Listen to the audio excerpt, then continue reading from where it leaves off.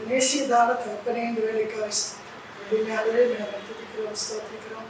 அருமையான செய்தி ஆசிரியத்தாங்க இனியும் பிள்ளைகளுக்கு இவர்கள் பிரயோஜனமாக இருக்க அவங்க புரிந்து கொண்டு அதனுடைய நடக்கும் ஒவ்வொருவருக்கும் கேட்கிறோம். பிள்ளைகள் ஆசிரியர் இயேசுவின் நாமத்தில் கேட்கிறோம். அன்பான கர்த்தருடைய பிள்ளைகளே, இந்த வேளையிலே நம்ம ஒரு சின்ன ஒரு செய்தியை நம்ம பார்க்க போகிறோம். நாம் பார்க்கும்போது இன்றைக்கு உலகத்தில் எல்லா வேதங்களை பற்றி நம்ம பார்க்குறோம். எல்லா வேதங்களும் நல்ல காரியங்கள் தான் சொல்லப்படுது. பெற்றோரை கனம் பண்ணணும், இப்படிலாம் இருக்கணும்னு சொல்லிட்டு அதே காரியங்கள் நல்ல ஒழுக்கங்களையும் பெரியவங்களுக்கு எந்த மரியாதை கொடுக்கணும் எல்லா காரியங்களை கொடுத்து இந்த வேதமும் குறையாக சொல்லலை, தவறுகள் செய்ய சொல்லி சொல்லலை. ஆனால் இந்த வேதத்தில் என்ன சிறப்பு என்று சொல்லி நம்ம கேட்கலாம். பரிசுத்த வேதம் பைபிளை பற்றி நம்ம சொல்கிறோம். நேர் காரியங்கள் சொல்லப்படும். இன்னைக்கு உலகத்தில் வர தலைவர்கள் யாரும் தீமையான கருத்து சொல்லிட்டு போல. மினிஸ்டர் மகாத்மா காந்தியை பார்க்குறோம், அப்புறம் பெரியாரை பார்க்குறோம், இப்படி அநேக அம்பேத்கரை பார்க்குறோம். அவங்களுடைய ஒவ்வொரு காரியங்களும் செயல்களும் சொல்லிக்கிற காரியங்களை பார்க்கும்போது எதுவுமே தீமையானது கிடையாது. அதே போல தான் எல்லா விதங்களும் எப்படி இருக்கணுன்றது அழகாக மனுஷனுக்கு கற்றுக் கொடுக்க முடியாது. மனிதர்கள் என்ன செய்யணும், தவறை உற்சாகப்படுத்தலை, குறைய குற்றமாக தான் சொல்லப்பட்டிருக்கு. அதில் நம்ம என்ன செய்கிறோம், எடுத்துக்கொள்கிற விதம், நம்ம புரிந்து கொள்கிற விதத்தில் தான் நம்ம அதை என்ன செய்கிறோம், நடந்து கொள்கிறோம். அதன்படி அப்படி நிறைய காரியங்கள் நம்ம கற்றுக் கொடுக்குறோம். இந்த வேதம் என்ன சொல்லுது சொல்லி பார்க்கும்போது இந்த கிறிஸ்துமஸ் நாட்கள் வரப்போகுது பாருங்கள். என்ன ஒரு புதுசாக பார்க்குறோம் அப்படின்னு சொல்லி நம்ம பார்க்கும்போது நிறைய காரியங்கள் நம்ம கற்றுக்கொள்ள வேண்டி இருக்குது. அதில் என்ன பண்ணாரு, பழைய ஏற்பாட்டில் பார்க்கும்போது மிருகங்களை பலி செலுத்தி கொண்டிருந்தாங்க. செய்வாங்க, வருஷத்துக்கு ஒரு முறை மிருக பலி செலுத்தி கொண்டிருந்தாங்க. இப்போ நாங்கள் என்ன சொன்னோம், ஒரே மனுஷனாக வரணும்னு சொல்லிட்டு என்ன சொன்னாரு, யார் உலகத்துக்கு வராது, மனுஷனோடு உறவு கொள்ள முடியாது, மனுஷனோடு சம்பந்தம் வைத்துக்கொள்ள, மனுஷர்களை புரிந்து கொள்ள, மனுஷனோட உணர்வுகளை புரிந்து கொள்றதுக்கு தான் மனுஷனாக இந்த உலகத்துக்கு வந்து அவருடைய பிறப்பு சுத்தமானது எல்லாருக்கும் தெரியும். அதே போல் வளர்ப்பு அப்படிதான் கடைசியில் உலக மக்களுக்காக எல்லாருக்காக பலியான பார்க்குறோம். நான் வேதங்களும் சொல்லப்படுறதே தான் பரிசுத்த வேதமும் இந்த பைபிளும் சொல்லுது. அப்போ அவர் பலியானார். பலியாகிட்டு வந்து என்ன அதை விட்டு போயிட்டு அவர் அப்படியே போயிருந்தா சரித்திரமே வந்துட்டார். சரித்திரத்தில் பார்க்குறோம், ஹிஸ்ட்ரி பார்க்கும்போது ஒரு உயிரோடு எழுந்தார். அது உண்மை, அது கதை கட்டு கிடையாது. இப்படியாக அநேக காரியங்களை வைத்து கற்றுக்கொள்கிறோம். நிறைய காரியம் விஞ்ஞானிகளுக்கு அது அருமையான ஒரு சட்டத்திட்டங்கள் சொல்லி பார்க்குறோம். கோர்ட்டில் நடக்கிற சட்டத்திட்டங்கள், நியாயங்கள் எந்த காலத்திலையும் 6000 வருஷத்துக்கு முன்பாகவே சொல்லப்பட்டிருக்கு. அநேக காரியங்கள், கண்டுபிடிப்புகள் எல்லாவற்றையும் நம்ம பார்க்கிறோம். அது எதுவுமே பொய்யானது கிடையாது. இல்லை, அவருக்கு கற்றுக் கொடுத்த பார்த்தீங்கன்னா இயேசு கிறிஸ்துவனுடைய வாயிலிருந்து வந்த வார்த்தைகள் எல்லாமே சட்டத்திட்டங்கள் வித்தியாசமாக இருக்கும். இன்றைக்கி பாருங்கள், கட்டளைகள் என்று சொல்கிறோம், நிபந்தனைகள், கட்டளைகள் என்று சொல்கிறோம். கட்டளைகள் என்று சொல்லும்போது அதை மனுஷனுக்கு அது கடைப்பிடிக்க மிகவும் கஷ்டமாக இருக்குது. கட்டளைகளை அவங்க என்ன செய்ய முடியல, நியாயங்கள், நியாயப்பிரமாணங்கள் இவர்களை கடைப்பிடிக்க முடியாதனால தான் என்ன செய்யறாங்க, அது அன்பாக எடுத்துக்கொள்ள முடியல. கண்டிஷன் சொல்லிட்டு மீறும் பொழுது அவங்க என்ன பண்றாங்க, தண்டிக்கப்படுறாங்க சொல்லி நான் பார்க்கிறேன். அநேக சட்டத்திட்டங்கள் சின்னதிலிருந்து ஆரம்பித்து பார்த்தோம்னா ஒரு ரயில்வே ஸ்டேஷன்ல இருக்க ஒரு குப்பை கொட்டுற ஒரு இடம் கூட இந்த இடத்துல இப்படிதான் போடணும்னு இருக்கு. அப்போ அதை மீறுறாங்க. நிறைய இடங்கள் என்ன செய்யறாங்க, அங்கே இருக்கிற தொட்டியில போடாமல் என்ன செய்யறாங்க, தண்டவாளத்துக்கு மட்டும் போடுறது, முக்கால் இடத்துல போடுறது, இந்த மாதிரி சின்ன சின்ன சட்டங்கள் தான். டூ வீலரில் போடுறது, ஹெல்மெட் போடணும், அது சட்டமாக மாறும்போது கண்டிஷனாக தெரியுது. அதே சரியான வரல, நமக்கு அது பிரயோஜனமாக இருக்குது, நல்லது தான் அப்படின்னு எடுத்தாக்கா அந்த கடினமான அந்த ஃபைன் கட்ட வேண்டியது சட்டங்கள் மனுஷனுக்கு என்னது கடினமாக தெரியாது. நமக்காக தான் இது நல்லது என்று சொல்லி எடுக்கும்போது அது என்ன மாறுது, அவங்களுக்கு அது பிரயோஜனம் உள்ளதாக இருக்குது. அவங்களாவே என்ன செய்யணும், கீழ்ப்படியும் போது இது செய்யலாம், இது நல்லதுதான் என்று சொல்லி அவங்க எடுத்துக்கும் போது அந்த ரூலு, அந்த சட்டங்கள், அந்த சட்டத்திட்டங்கள் அவங்க என்ன மாறுது, சுலபமாக மாறிடும். அதை மீறும் போது என்ன ஆகுது, அவங்க அதுக்குரிய சட்டம் என்ன ஆகுது, தொகை கட்ட வேண்டியிருக்கு, ஃபைன் கட்ட வேண்டியிருக்கு. இந்த மாதிரி காரியங்கள் நம்ம பார்க்கணும். இதுதான் விதத்தில் அநேக காரியங்கள் ஆண்டவரை நேசிக்கிறதும் மனிதனாக அவங்க வாழ்ந்து காட்டும்போது அநேக ஒரு பரீட்சைக்க முடியும். அநேக விதமான கேள்விகளை அவர்கிட்ட கேட்குறாங்க. வரி செலுத்தலாமா கூடாதா அப்படின்னு சொல்லி அநேக கேள்விகள், எல்லாவற்றுக்கும் பதில் கரெக்டாக கொடுக்குறாரு. வாசித்திருப்பீங்க, அநேக காரணம் வாசித்திருப்ப பதில் அவர் கொடுத்த பேசுதால அநேக சட்டத்திட்டங்கள் மத்தியிலையும் நான் சொல்லிக்கிறோம். கிறிஸ்மஸ் காலங்களில் என்ன செய்கிறோம்? அதிகமாக நம்ம என்ன செய்கிறோம்? செலவழித்து கொண்டு விழா கொண்டாடி காசு என்ன செய்கிறோம்? செலவழித்து கொண்டு அதுக்கு அந்த அழகான காரியங்களை சொல்லியிருக்கிறார். செய்யணும். அது எனக்கு நான் பசியாக இருந்தேன் ஆகாரம் தரல, நான் வஸ்திரம் இல்லாத இருந்தேன் வஸ்திரம் தரல, என் வியாதியாக இருந்தேன் என்னை பார்க்க வரலன்னு சொல்கிறேன் அப்படின்னு சொல்லி சிஷ்யர்கிட்ட சொல்கிறேன். அப்போ அவங்க கேட்குறாங்க, எப்பொழுது நீ வியாதியாக இருந்து எப்போ படுக்கையில் இருந்தீங்க, எப்படி வஸ்திரம் இல்லாமல் இருந்தீங்க? அப்போதாங்கன்னு சொல்லி எளியவங்களுக்கு இவர்களுக்கு நீங்கள் எதை செய்யணும் அதை எனக்கே செய்யறது, எதுக்கு எதையெல்லாம் செய்யாமல் விடுதீங்களோ செய்யாமல் இருக்கீங்கன்னு சொல்கிறேன். இந்த மாதிரி நிறைய காரியங்கள் மனுஷனுக்கு அந்த 10 கமாண்ட்மெண்ட்ஸ் மட்டும் இல்லை. நீங்கள் புதிய ஏற்பாட்டில் பார்த்தீங்கன்னா நிறைய சட்டத்திட்டங்கள் நிறைய காரியங்களை மனுஷனுக்கு கற்பிக்கிறார். அதை நம்ம நல்லது என்று எடுத்துக்கொள்ளும்போது நம்ம வாழ்க்கையில் என்னமாகுது? நமக்கு அது பிரயோஜனமாக இருக்கு. உன்னை போல தன்னை நேசிட்டார். ஏற்பாட்டில் சொல்ற 10 கட்டளையும் சுருக்கி சொல்றாரு. அதே கட்டளையும் அதாவது முழுதத்தோடு நீ ஆகிட்ட அன்பு கூறு, ஆகிட்ட முழுதத்தோடு அன்பு கூறு வச்சா எல்லாம் அவர் கொடுக்குறதால வார்த்தைகள் சட்டத்திட்டங்கள் நியமங்கள் எல்லாமே நமக்கு ஈஸியாக போயிடும். 2வது சொல்கிற வார்த்தை உண்மை போல பிறனை நேசி. அப்போ அது என்ன ஆகிடும்? ஆண்டவரை முழுதத்தோடு நம்ம நேசிக்கும்போது நம்மளை போல மற்றவர்களை நேசிக்கிறது நமக்கு அது சுலபமாக ஆகிடும். அது கடினம் இல்லை. கடினமாக நம்ம எடுத்துக்கொள்வது கடினமாக இருக்குது. ஒவ்வொரு காரியமும் அப்படிதான். நமக்கு எல்லா நாட்டில் போட்டிருக்க எல்லா சட்டத்திட்டங்களும் அப்படிதான். இன்றைக்கி அந்த பழைய பாரம்பரியத்தில் நம்ம திரும்பவும் கடந்து வந்து கொண்டிருக்கிறோம்.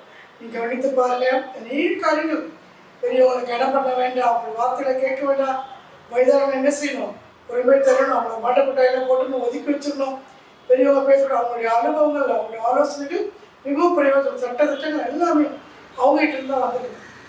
பழைய ஏற்பாடு காலங்கள்லேருந்து பார்க்கும்போது வயதானவங்கள பெரியவர்கள் சொன்ன காலம் இன்று நம்ம கடந்து வந்து கொண்டு தான் இருக்குது. பழக்க வழக்கத்தின்படி நடக்கும்போது அவங்களுக்கு மிகவும் பிளெஸ்ஸிங் இருக்கு அவங்களுக்கு என்று சொல்லி நம்ம பார்க்குறோம். அநேக காரியங்கள் இன்னைக்கு டாக்டர் வரைக்கும் விஞ்ஞானிகள் வரைக்கும் என்ன செய்யறாங்க? பழைய பாரம்பரியத்தை பழைய வைத்திய முறைகளை பாட்டு வைத்தியன்னு சொல்லிட்டு என்ன செய்யறாங்க?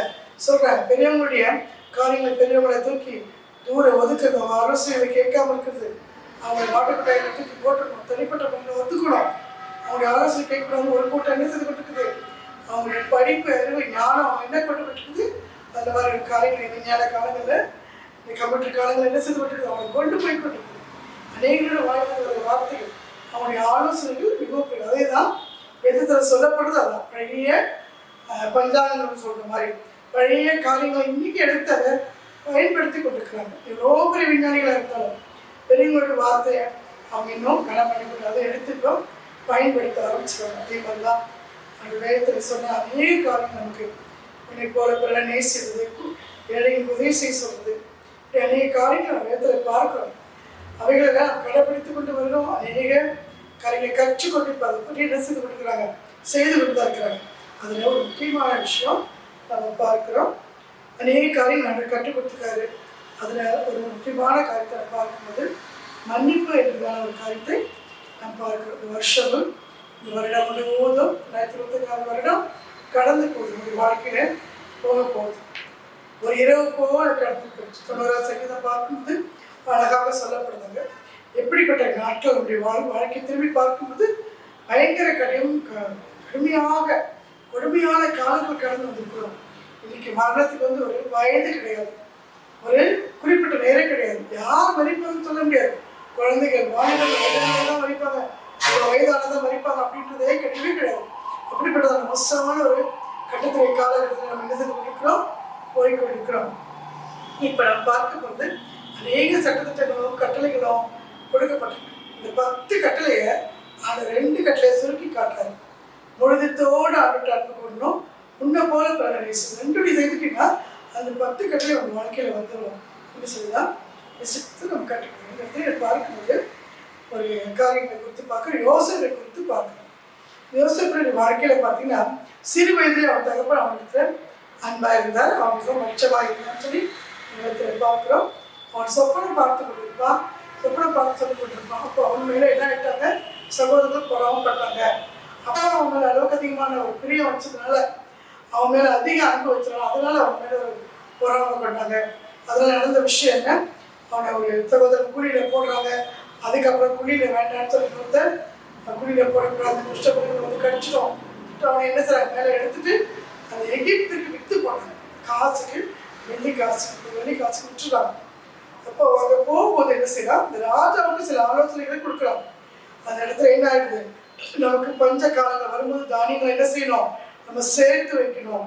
சேர்த்து வச்சுன்னா பஞ்ச காலம் வரும்போது என்ன செய்யலாம், நம்ம பயன்படுத்தலாம்னு சொல்லி அந்த குடோன் அது பார்த்தீங்கன்னா அந்த தானிய கிழங்கு அடிச்சு அந்த மாதிரி காரியங்களை வந்து முதலாக ஏற்படுத்துறது யோசிப்பு தான்.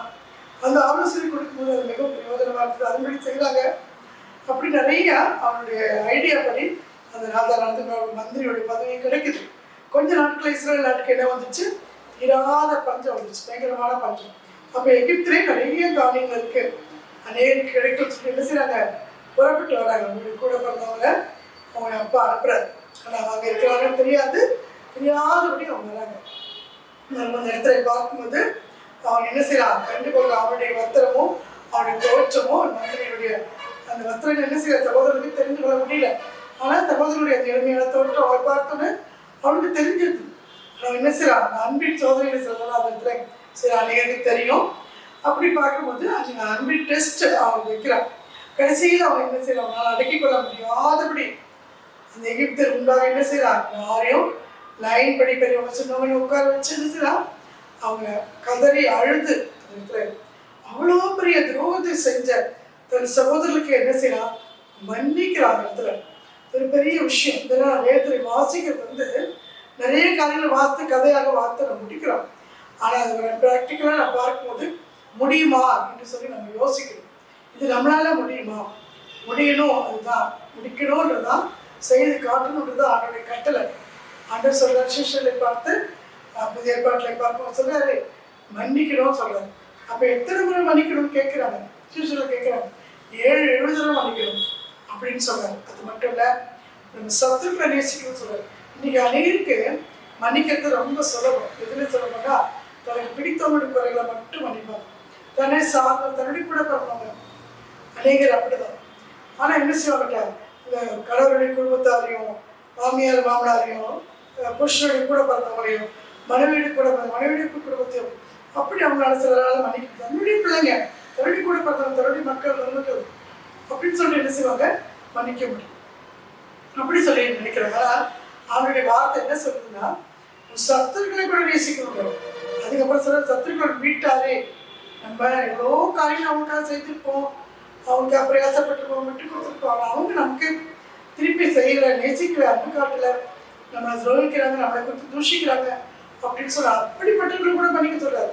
இவ்வளோ கடினம். அதுதான் அப்படின்னு சொல்றாரு 7-70 வர அப்படின்ற வார்த்தையை சொல்றாரு. அப்போ நம்ம லைஃப் லாங் ஃபுல்லாக நம்ம என்ன சொல்றோம், மன்னிக்கிறதே நம்ம லைஃப் போயிட்டு போகுது. நம்மளோட ட்ராவல் பண்ணுறவங்க, நம்மளோட வாழ்கிறவங்க, நம்மளோட சம்பந்தம் கலந்தவங்க, நம்ம அவங்கள விட்டுட்டு ஒரு வாழ்க்கை இல்லை அப்படின்ற நிலைமையில நம்ம என்ன செய்ய முடியும், அன்பு காட்டணும்னு சொன்னால் மன்னித்து கொண்டே இருக்க வேண்டும் சொல்லிட்டு காட்டுறாரு. அது யோசிப்பும் தன் சகோதரனை மன்னித்தான். அது ஒரு பெரிய விஷயம் இல்லைன்னு கூட அநேகர் சொல்லலாம். அது ஒரு பெரிய விஷயம் கிடையாது, எப்படி மன்னிக்கலாம், அது ஒரு பெரிய ஈஸி தான் அப்படின்னு சொல்லி அநேகர் செய்து கொண்டிருக்கிற காரியங்கள் சொல்றாங்க. அந்த இடத்துல அவனுடைய வாழ்க்கை நடந்தது என்னன்னா பயங்கரமான காரணம். மன்னிக்க முடியாத ஒரு கட்டத்தில் கூட அவனால என்ன முடிஞ்சிச்சு, மன்னிக்கணுன்ற குணம் அவனுக்குள்ள இருந்தது.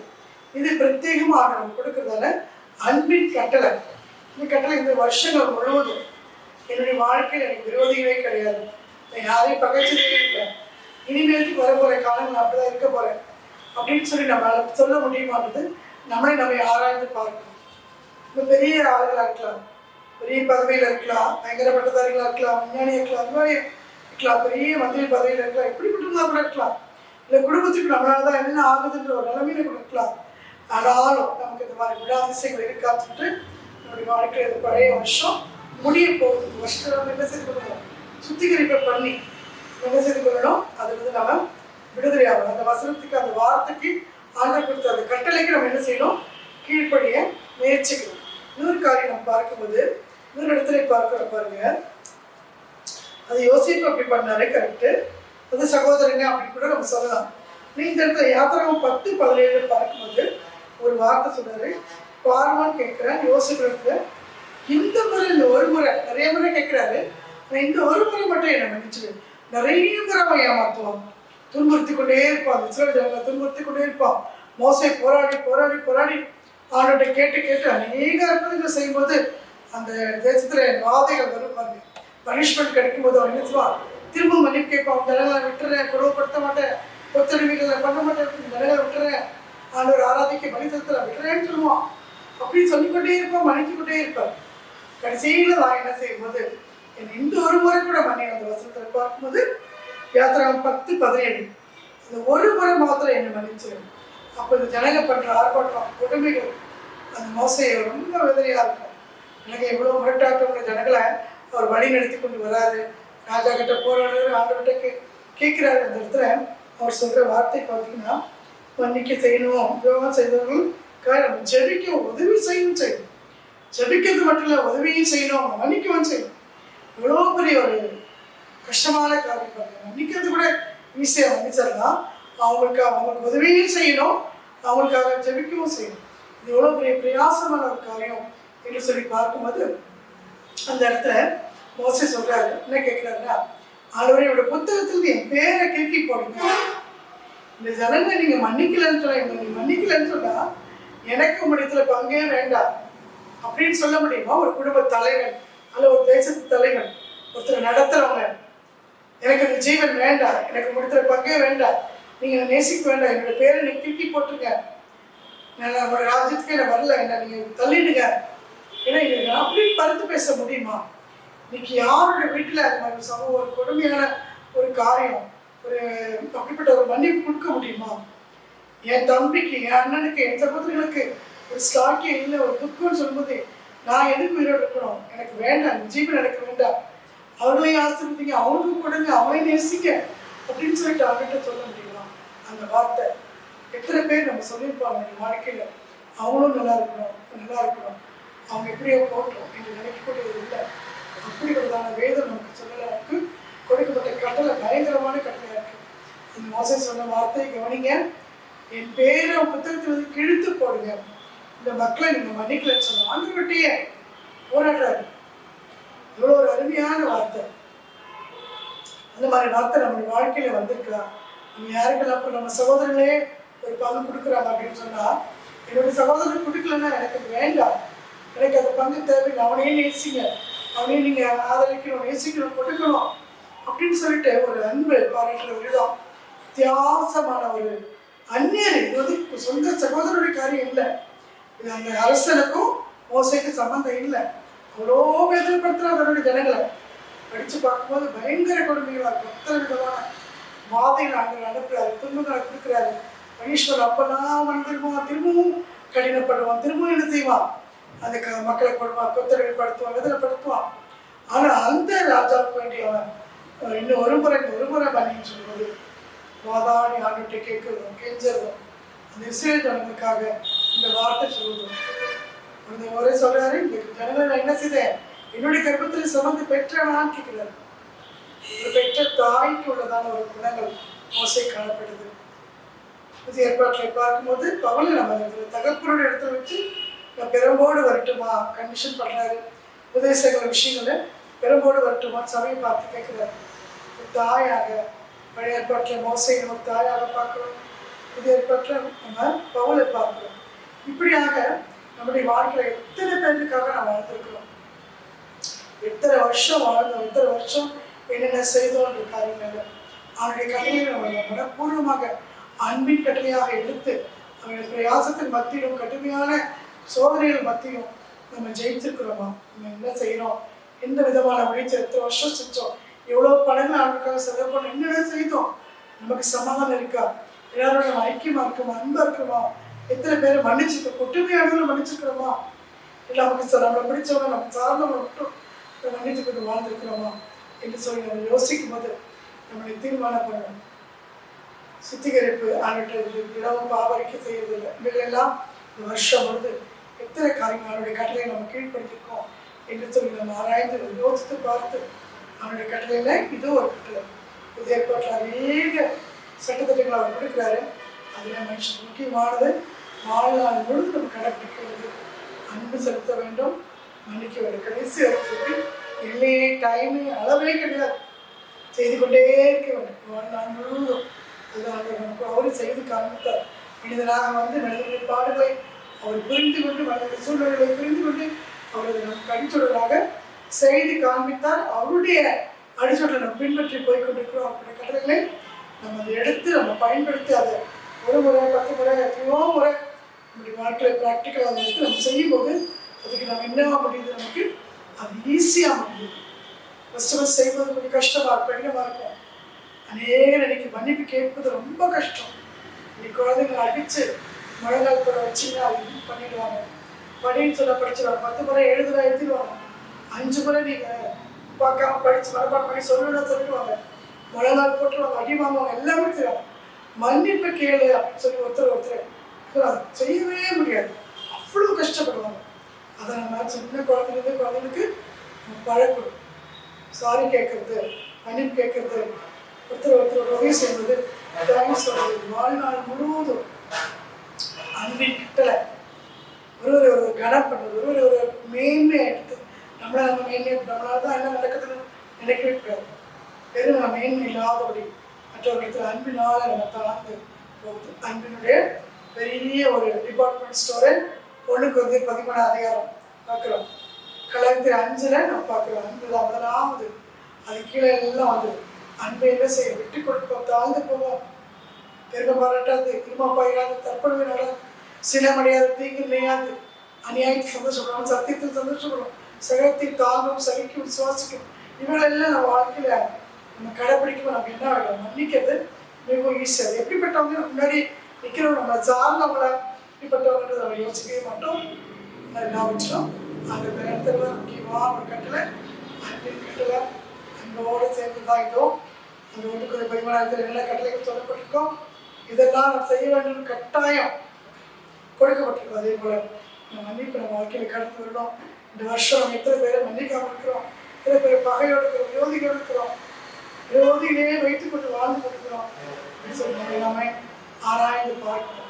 மெதுவான துக்கத்தை மாற்றும். கடன் சொற்களோ கோபத்தை எழுப்பும், கடன் சொற்களை விட்டு விட்டு மெதுவான துக்கத்தை உள்ளத்தை அவர்கள் அங்கீகரித்த வஸ்திரமாக தரித்துக் கொள்ளும்போது புதிய வருஷத்தில் புதிய ஆசீர்வாதங்களை தருவார். நம்ம காரியங்களை கடைபிடிக்கும்போது ஆவியானவரே வேலையாக கொண்டு அவர்களை கடைபிடிக்க முடியும். செய்து முடித்துக் கொள்கிறேன். ஜெபிக்கலாம்.